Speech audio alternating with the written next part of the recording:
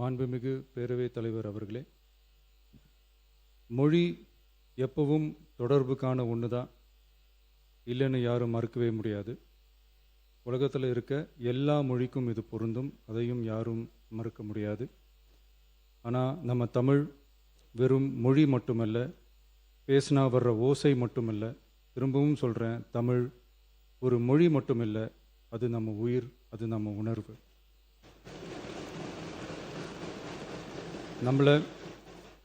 நம்மளை பெற்ற தாயை அம்மானு சொல்கிறப்பெல்லாம் பாசமும் சொந்தமும் நம்மளை அறியாமலே உயிரா உறவா உணர்வா தானா உள்ளுக்குள்ளே தோணும்ல. அதே மாதிரி ஏன் இன்னும் ஒரு படி மேலே போயே சொல்லலாம், தமிழ்னு சொன்னாலே எப்படி இருக்கும், என்ன ஆகும்னு சொல்லவா வேணும். தாய் எப்படி ஒரு மிகப்பெரிய புனிதமோ அப்படிதாங்க தாய்மொழியும். அதுலேயும் நம்ம தாய்மொழி தமிழ்மொழி இப்படி சொல்கிறதே போதும், எல்லாருக்கும் நம்ம தாய்மொழி உணர்வை பற்றி புரியும்னு நினைக்கிறோம். நம்ம தாய் நமக்கு மிகப்பெரிய புனிதம்னா நம்ம எல்லாருக்குமான தமிழ் தாய் பற்றி சொல்லவா வேணும். தாயை போற்றுகிற வாழ்த்துகிற தமிழ்நாட்டு மண் தமிழ்தாய் வாழ்த்து எப்படி விட்டுரும்? விடாது, விடவும் மாட்டோம். மாண்புமிகு பேரவைத் தலைவர் அவர்களே, நம்ம தமிழ்தாய் வாழ்த்த 1891 எழுதின மனோன்மணியம் சுந்தரனார் நம்ம தமிழ் மொழியவே தமிழ் தாய்னு சொல்லி உயர்வா பாடினார். இந்திய துணை கண்டத்தை, இந்திய ஒன்றியத்தை அழகிய முகமாக சொன்ன மனோன்மணியம் சுந்தரனார் அந்த முகத்தோட நெத்தியில் வைக்கிற பொட்டு தான், திலகம் தான் தமிழ் நாடுன்னு சொன்னார். இந்தியாவோட நெற்றியில் இருக்கிற பொட்டு மாதிரி ஒரு வெற்றி பொட்டு தான் நம்ம தமிழ்நாடு. அந்த பொட்டோட நறுமணம் உலகம் பூரா பரவுற மாதிரி தமிழோட புகழும் உலகம் பூரா பரவணும்னு சொன்னார். உண்மைதானே அது? இன்னைக்கு தமிழ் பேசுகிற மக்கள் இல்லாத நாடுகளே ரொம்ப குறைவு தானே. தமிழும் தமிழனும் இல்லாத நாடு எது? திரும்பவும் சொல்லலாம், தமிழ் ஒரு மொழி மட்டுமல்ல, அது ஒரு பண்பாடு, அது ஒரு நாகரிகம், அது ஒரு சிந்தனை, அது ஒரு அன்பு.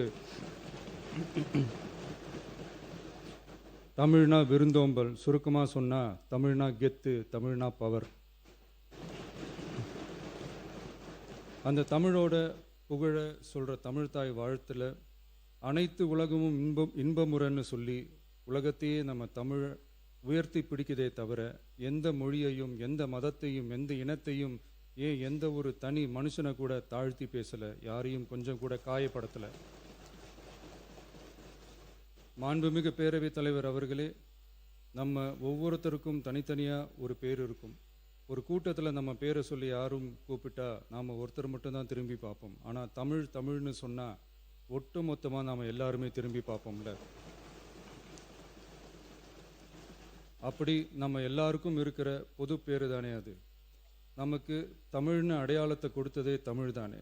ஒரு பேரே, ஒரு சொல்லே, ஒரு மிகப்பெரிய வரலாறுனா அது நம்ம தமிழ் தான். அந்த தமிழை உயர்த்தி பிடிக்கிற தமிழை பின்னாடி தள்ளினா தமிழ்நாடு எப்படி பொறுத்திருக்கும்?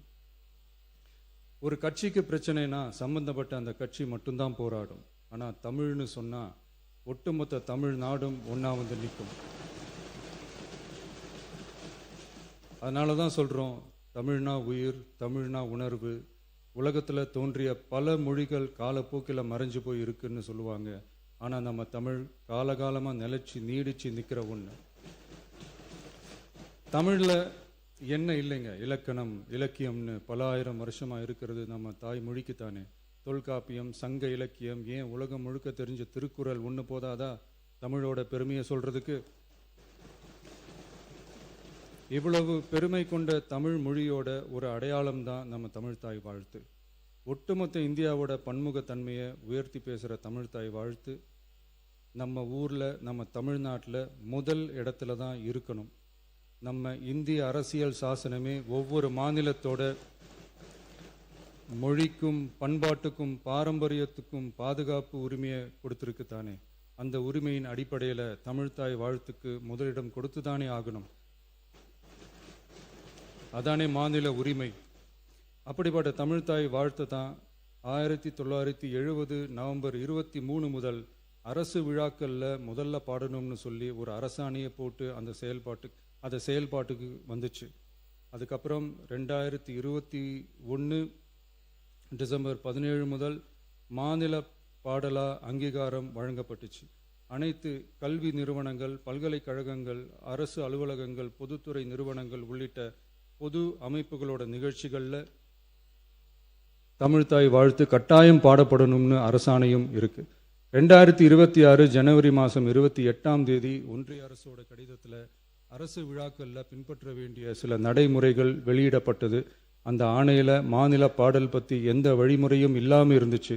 நம் அரசு பொறுப்பேற்றதும் கடந்த மே மாதம் 27 மாண்புமிகு பிரதமர் அவர்களுக்கு மாநில பாடல்களுக்கு உரிய அங்கீகாரம் வேண்டும்னும், ஒன்றிய அரசு வெளியிட்ட ஆணைக்கு திருத்தம் வெளியிடணும்னும், மாநில விழாக்களில் தமிழ்தாய் வாழ்த்த முதல்ல பாடுறதுக்கான உரிய வழிமுறைகளை வகுக்க வேண்டும்னு சொல்லி கடிதம் எழுதியிருந்தோம். அதை தொடர்ந்து போன ஜூலை மாதம் 9 கடிதத்தில் மாநில பாடல் பாடப்படுவது பற்றி இருந்துச்சு. ஆனால் நம்ம தமிழ்நாட்டில் 1970களில் இருந்து தமிழ்தாய் வாழ்த்து எல்லா அரசு நிகழ்ச்சிகள்லையும் கல்வி நிறுவனங்கள்லையும் தமிழ்தாய் வாழ்த்து முதல்ல பாடுறது ஒரு மரபாவே இருக்கு. அதுக்கான அரசாணையும் இருக்கு. மாண்புமிகு பேரவைத் தலைவர் அவர்களே, தமிழ் நமது உயிர் மூச்சு, தமிழ் மொழி நமது அடையாளம், தமிழ் பண்பாடு நமது பெருமை. அதனால தமிழ்தாய் வாழ்த்தின் மரியாதையை பாதுகாப்பதில் தமிழக வெற்றி கழக அரசு ஒருபோதும் சமரசம் செய்யவே செய்யாது. தமிழ்தாய் வாழ்த்தை முதலில் பாடுவது அரசியல் அமைப்பிற்கும் இந்திய ஒற்றுமைக்கும் எதிரானதில்லை, மாறா வேற்றுமையில் ஒற்றுமைன்ற இந்தியாவோட உயர்ந்த கொள்கையை வெளிப்படுத்துறது. மேலும் தமிழ்தாய் வாழ்த்தை முதல்ல பாடணும்னு சொல்றது அரசியல் சம்பந்தமான விவாதமா மாறணுங்கிற அவசியமே இல்லை. இது தமிழர்களின் பொது அடையாளம்.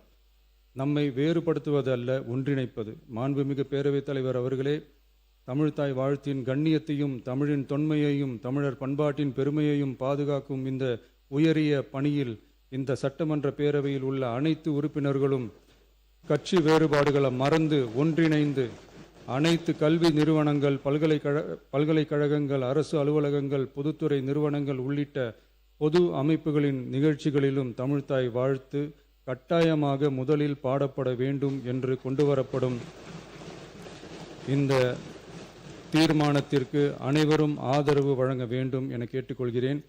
தமிழ்தாய் வாழ்த்து தொடர்பான அரசினர் தீர்மானம். தமிழ் உலகின் தொன்மை வாய்ந்த செம்மொழியாகவும் தமிழர் நாகரிகம் உலகின் மிக பழமையான பண்பாட்டு மரபுகளில் ஒன்றாகவும் திகழ்வதை பேரவை பெருமையுடன் பதிவு செய்கிறது. மனோன்மணியம் சுந்தரனார் அவர்களால் 1891 எழுதப்பட்ட மனோன்மணியம் என்ற நாடக நூலின் பாயிரத்திலிருந்து எடுக்கப்பட்ட தமிழ்தாய் வாழ்த்து 1970 நவம்பர் 23 முதல் அரசு விழாக்களில் முதலில் பாடப்பட வேண்டும் என அரசாணை வெளியிடப்பட்டு செயல்பாட்டுக்கு வந்துள்ளது. 2021 டிசம்பர் 17 முதல் மாநில பாடலாக அதிகாரப்பூர்வ அங்கீகாரம் வழங்கப்பட்டு தமிழ்நாட்டில் அமைந்திருக்கும் அனைத்து கல்வி நிறுவனங்கள், பல்கலைக்கழகங்கள், அரசு அலுவலகங்கள், பொதுத்துறை நிறுவனங்கள் உள்ளிட்ட பொது அமைப்புகளின் நிகழ்ச்சிகளிலும் நிகழ்வு தொடங்குவதற்கு முன் தமிழ்தாய் வாழ்த்து கட்டாயம் பாடப்படும் என்று ஆணையிடப்பட்டுள்ளது. இந்நிலையில் ஒன்றிய அரசின் உள்துறை அமைச்சகத்தால் 2026 ஜூலை மாதம் 9 கடிதத்தில் மாநில பாடல் பாடப்படுவது குறித்து தெரிவிக்கப்பட்டுள்ளது. தமிழ்நாட்டில் 1970களில் இருந்து அனைத்து அரசு நிகழ்ச்சிகளிலும் கல்வி நிறுவனங்களிலும் தமிழ்தாய் வாழ்த்து பாடல் முதலில் பாடப்படுவது மரபுத்தன்மையாகவும் அரசாணைகளின் வாயிலாகவும் பின்பற்றப்பட்டு வருகிறது. ஆகவே தமிழ்தாய் வாழ்த்து தமிழ் மொழிக்கும் தமிழர் பண்பாட்டிற்கும் செலுத்தப்படும் மரியாதையின் வெளிப்பாடாகும் என்பதை இப்பேரவை வலியுறுத்துகிறது. இந்திய அரசியலமைப்பு வழங்கியுள்ள மொழி மற்றும் பண்பாட்டு உரிமைகளின் அடிப்படையில் தமிழ்நாட்டின் பண்பாட்டு அடையாளத்தை நிலைநிறுத்தும் வகையில் தமிழ்நாட்டில் அமைந்திருக்கும் அனைத்து கல்வி நிறுவனங்கள், பல்கலைக்கழகங்கள், அரசு அலுவலகங்கள், பொதுத்துறை நிறுவனங்கள் உள்ளிட்ட பொது அமைப்புகளின் நிகழ்ச்சிகளிலும் நிகழ்வு தொடங்குவதற்கு முன் தமிழ்தாய் வாழ்த்து கட்டாயம் முதலில் பாடப்பட வேண்டும் என தமிழ்நாடு சட்டமன்ற பேரவை ஏகமனதாக தீர்மானிக்கிறது என்ற தீர்மானத்தை நான் முன்மொழிகிறேன். அனைத்து கட்சிகளை சார்ந்த உறுப்பினர்களும் இந்த தீர்மானத்தை ஒருமனதாக நிறைவேற்றி தர வேண்டுகிறேன். நன்றி, வணக்கம்.